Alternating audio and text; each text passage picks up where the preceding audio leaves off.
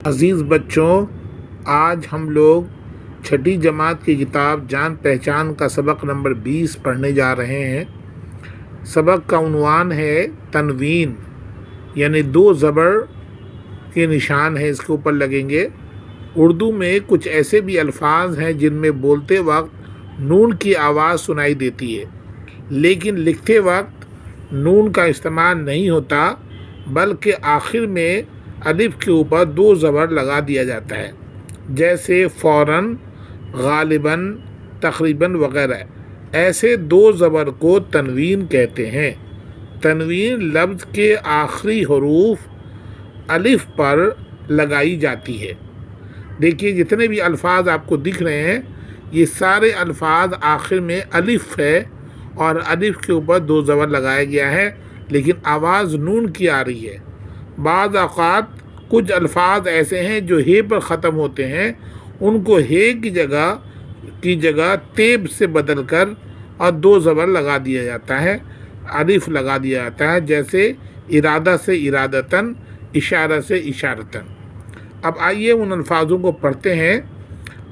آنن فانن، احتراماً، اشارتاً، تقریباً، جبراً، خصوصاً، رسماً، عموماً، عادتاً، غالباً، فوراً، قصداً، لازماً، مثلاً، نسبتاً، واقعتاً، وقتاً، ہدایتاً، شرارتاً، شکایتاً، مجبوراً، مزاجاً۔ یہ الفاظ تھے۔ اب یہ دیکھیے ان میں کچھ جملے دیے ہوئے ہیں ان الفاظوں پہ۔ دیکھیے، استاد کو دیکھ کر طلباء احتراماً کھڑے ہو گئے۔ تمام زبانیں، خصوصاً اردو نہایت شیریں زبان ہے۔ اکمل، فوراً گھر واپس جاؤ۔ عادتاً وہ ایک اچھا لڑکا ہے۔ وہ اتفاقاً مجھے مل گئے تھے۔ تو یہ تھے چند جملے۔ اب دیکھیے ایکسرسائز دیا ہوا نیچے، یہ دیکھیے ان لفظوں کو لکھوائیے۔ یہ خالی جگہ اس پر لکھنا ہے تقریباً، وقتاً، قصداً، مزاجاً، واقعتاً۔ اب دیکھیے ان کو، سوال نمبر 2، نیچے دیے ہوئے لفظوں پہ تنوین لگوائیے، یعنی انتظام سے لکھیں گے تو انتظاماً، انتظاماً۔ اب دیکھیے جبر لکھا ہوا ہے تو ہم نے الف لگا کے لیا جبراً۔ رسم لکھا ہوا ہے تو رسماً، لازم لکھا ہوا تو لازماً، ارادہ لکھا ہوا آخر میں تو ارادتاً، تے بدل دیا ہے کی جگہ میں، نسبت لکھا ہوا تو نسبتاً، تحفہ لکھا تحفتاً۔